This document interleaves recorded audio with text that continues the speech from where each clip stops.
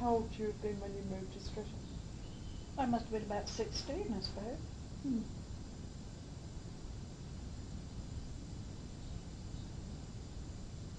Another thing that occurred to me was, where are the grandparents all this time? The old lady at the bakery. She passed, oh, she was still there, my grandma. She didn't die till I was about 18. Yes, she was still there, living with her daughter. But they'd given up the shop and post office. I can't tell you why. You know, they'd run it, my mother had run that post office for years, all through the First War. But I don't know why it was given up. But it was, and that's why, you know.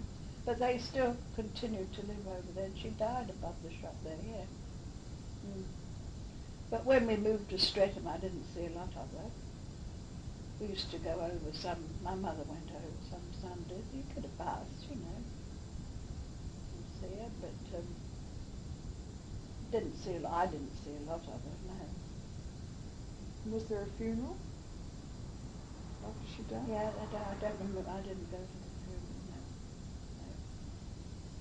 And what about the rest of the family? Did you see much of them? Yeah. Well, we used to go for the day to Croydon to my Uncle Elfie's, and to Catford, yes, for days. Mm-hmm.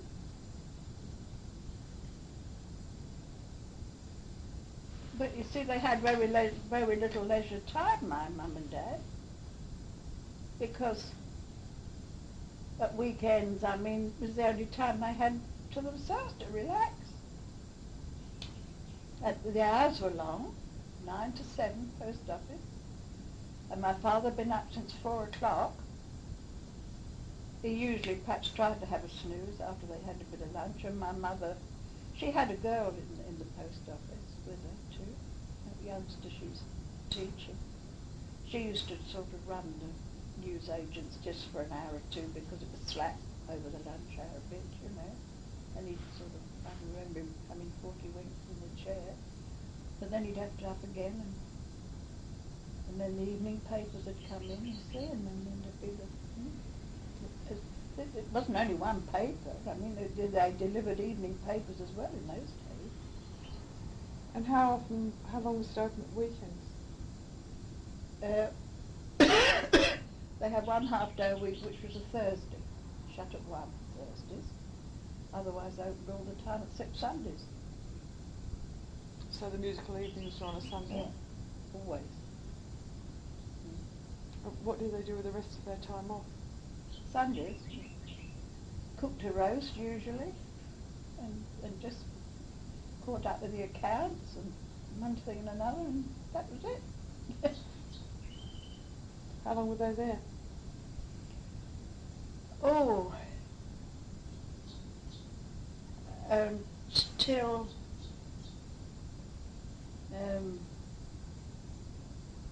well, until after I was married.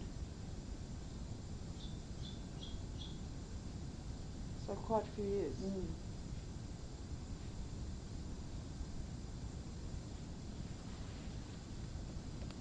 Somebody. Who was that? Just round the corner from us. There's this row of shops, very old. And just round the corner, there was this old, very old sort of general shop where it sold lollies and this very funny old couple. I can't even remember their name. Kept it. And they lived there. It was a sort of a row of very old cottages too. Anyway, I remember my mother saying one day, what's that name? I can't even think of his name. Anyway, the son of these people he was a writer on ships that went backwards and forwards to Australia.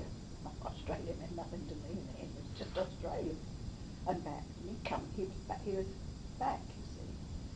And so he didn't know anyone, you know, sort of journeying backwards and forwards. He didn't know many people.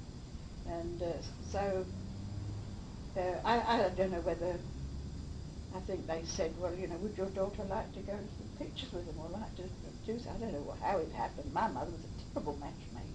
She was shocking. So anyway, he was a nice fellow. He was about 10 or 15 years older than me. But, well, we had a whale of a time. Yeah, every time, yes, once or twice, and then off he'd go again. He was home for about a month or 6 weeks. And then off he'd go again, to Sydney. And that was 3 months, and we forgot all about it. And then he'd suddenly turn up again. And I've forgotten all. And I've also forgotten about these 2 Italians that Nina and I got in with, too. At Auntie Ada's. Auntie Ada ran a boarding house in Notting Hill Gate. And she had these 2 Italians. One was from the south and one was from the north. Quite well off on business. They were business, you know, doing business over here. A good bit older than me. They gave us a whale of a time too. We did go to a lot of West End restaurants and dances and you know, I could hardly keep up with the clothes part of it, I can remember. And then one day, he was a nice little bloke, Mario. He was a nice little bloke. One day, we were at aunties and I don't know whether we were going out, but they were there. And anyway, Andrea was Nina's bloke. He got her into his bedroom. And, you know, he sort of started fiddling about. And poor old Nina flew out. And I could, you know, and I thought, oh dear, I didn't know what had happened anyway. So she got hold of me, you know, and then, oh dear, such a, you know, Lord. So I think he was too old, you know, was experienced and sort of. So that was the end of that, love. That was the end of that. So that my little man was very well behaved. Hers was what, you know, yeah. So how did you decide not to go out with him again? Who decided? Oh, well, we both did. Yeah, we both did. Yeah, well, that's quite fun. We both too, yeah. Yeah. Any others? Oh, dear. Oh, I went out with the odd, you know, a few odd ones. I can't remember that writer's bloke's name.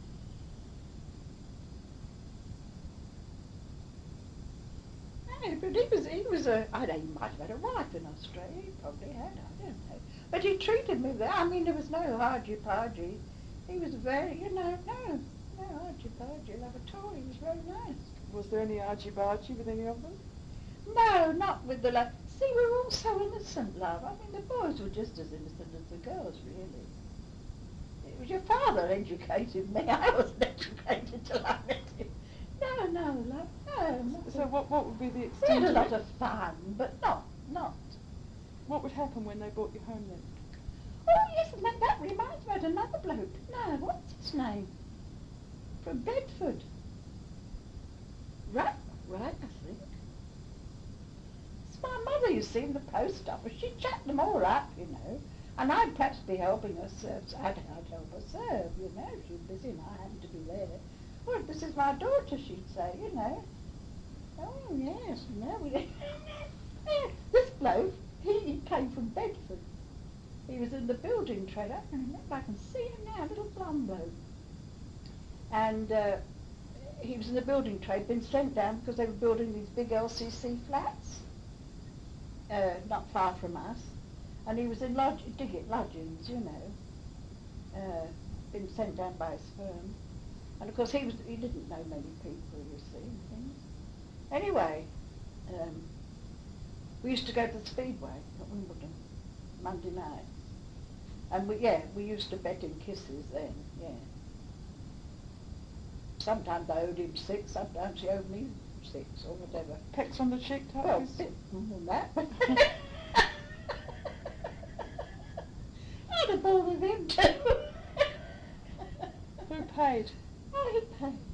Did most? Oh, what I mean, it was only, there's a tram to Wimbledon which wasn't far from Streatham and paid to go in, and I think we had a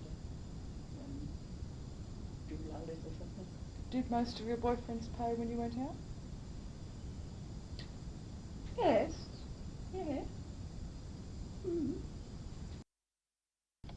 start telling me that anecdote again. Well, this fella, I used to work some Saturday mornings, not many, 1 in 4 perhaps. And I know I'd arranged to play tennis that afternoon, Alec and his block. And then this bloke from Australia rang up, you see, and he was back, and would I go out with him that afternoon? But no, I said, well, I'm very sorry. You know, I said, I've already arranged to do something this afternoon, and I'm awfully sorry, no. So that was that. But I thought, well, you know, he's only here every so often, and Alec and the other lot are here all the time. So, don't think I was after it anymore. And did you have any trouble when you didn't want to see one again, telling them that you didn't? No, not really, because we didn't really pair off as such, you know, not really. And not till a bit later. So what age were you when you started pairing off? Oh, about 17, I suppose, yeah. There was this, the one Dad had a fight with, Frank. So who was the first one after you started pairing off? Well, I suppose this Frank, really. He lived round the corner. Nice lad, but only child, raised spoiled, I think. His mother doted on him a bit. How did you start going out with him, through your mother again? Yeah, and yes, I met all of them through my mother. She was terrible. And I met Dad through her. See, in this newsagent, they ran a small library. And you could go and borrow books, pay so much and borrow a book, you know. And only a very small library, really. Well, Dad was working at Dartford at the time with his father, and he used to come up, because his aunt lived up just by us. He used to come up weekends, you see. And she always had a theatre ticket because she was in the advertising. That's when I saw all the things out in the West End. Free tickets. So we used to come up and go with a friend or perhaps a girlfriend. I don't know. Anyway, then he'd come in to borrow a book, because he was a terrible reader always, Dad, see. And that's how my mother got to know him. She knew she had the way of wangling everybody's life history out of them, so. Didn't take her 2 minutes flat. You'd have, you know, she'd know their life history. So she said, oh, no, that was, I don't think she said anything about it. He was just a, so then one day, I think it was well, it must have been a Saturday, I suppose.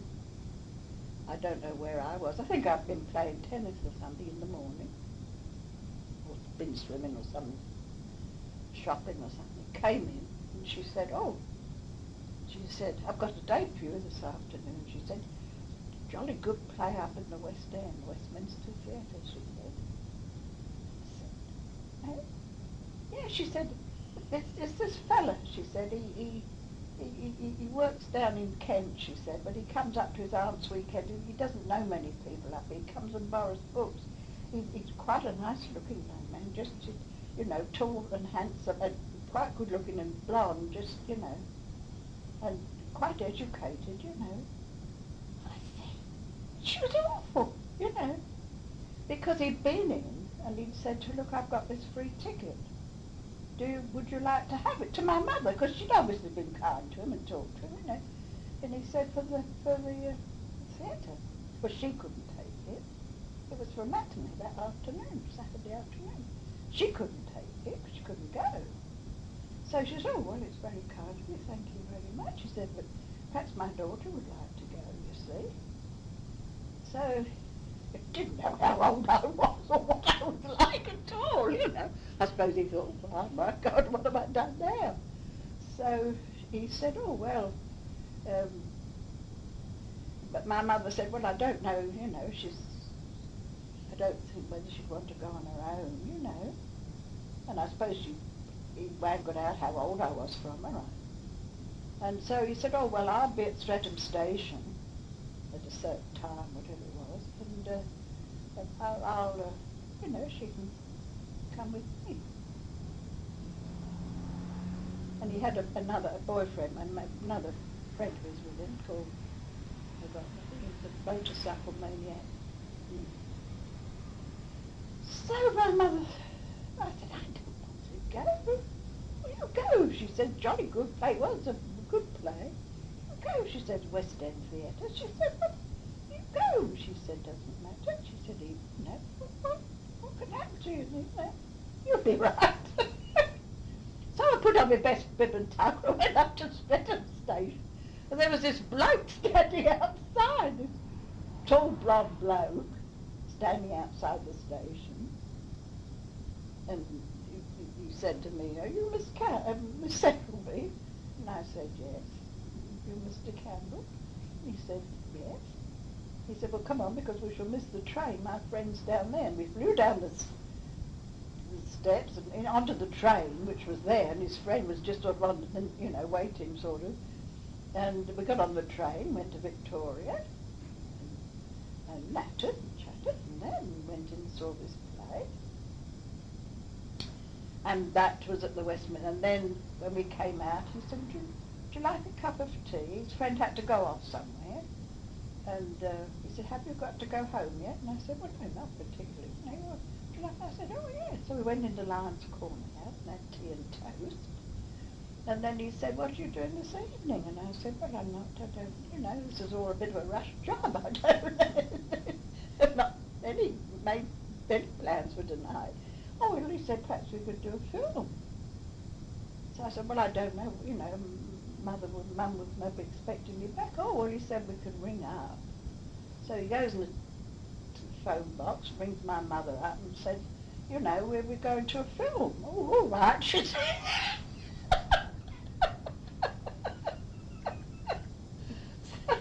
So she did it herself. How old were you when you met him? I was about 17 and a half, nearly 18. And he was 22. And what was your first impression? Well, physically very nice, because he was quite a good looking, like what I sort of fancied at the time. But you see, yeah, he was, he was so completely different from all the local lads. In what way? He'd had a far different upbringing. He'd been to boarding school.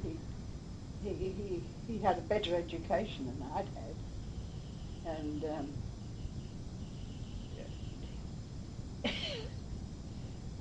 he knew all the answers. No, he was far more mature of him. He was a terrific reader always,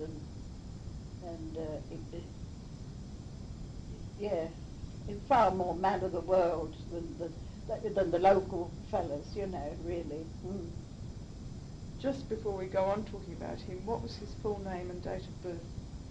His full name's Horatio Hartley Campbell, and his date of birth was 26th of November, 1910.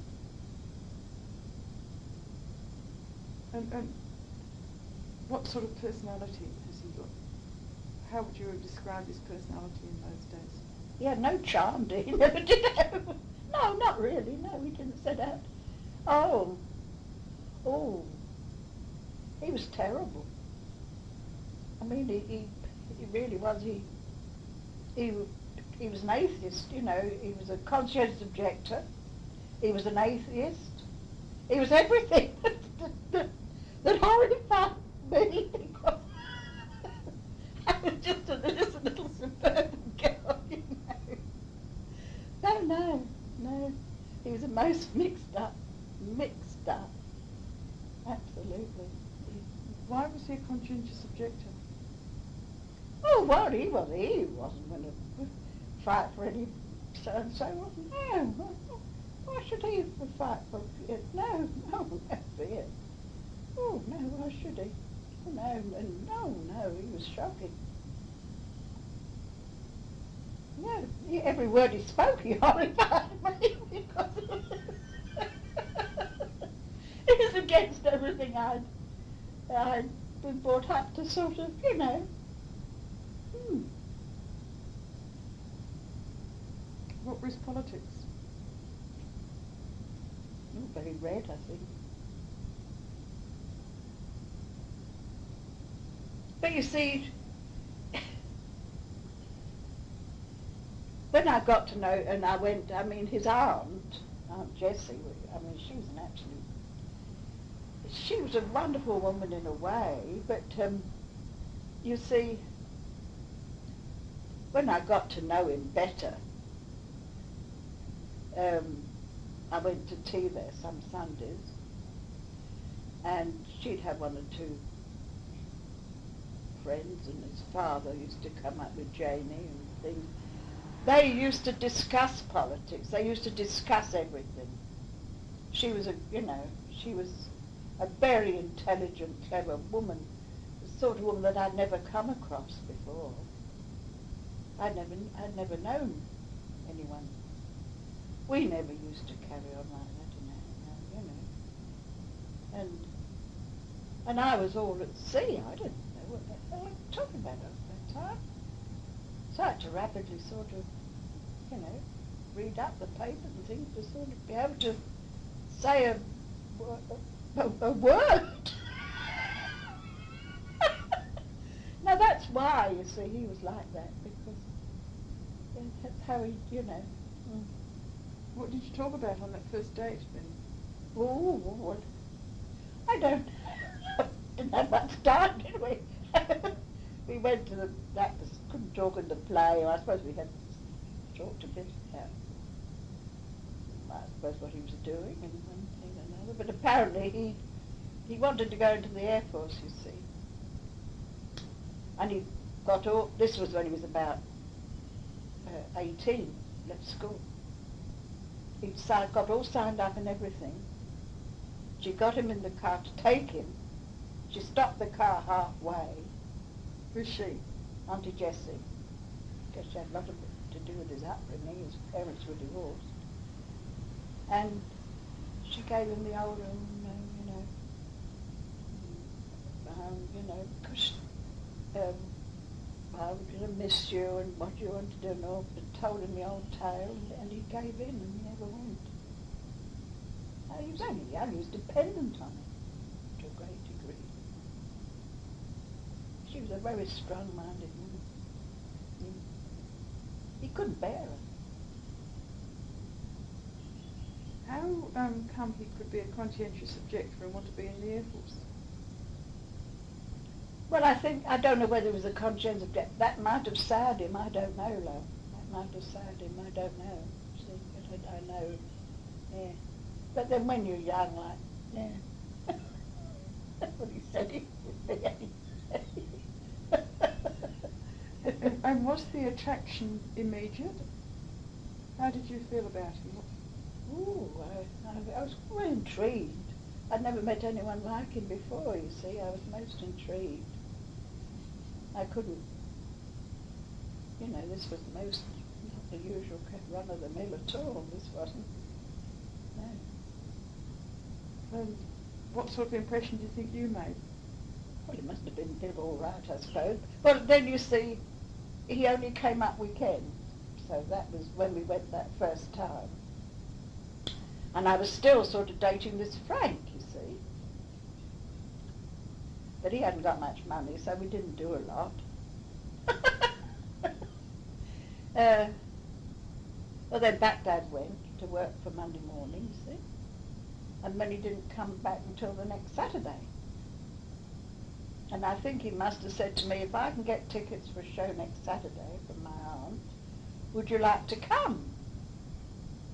And I don't know whether I said yes. I said, oh, well, perhaps you'd better ring up or something. I think I gave him a telephone number.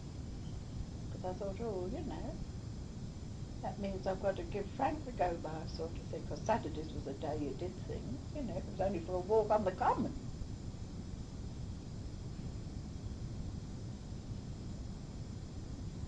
So, and then my mother said, oh, don't we see you've seen all these shows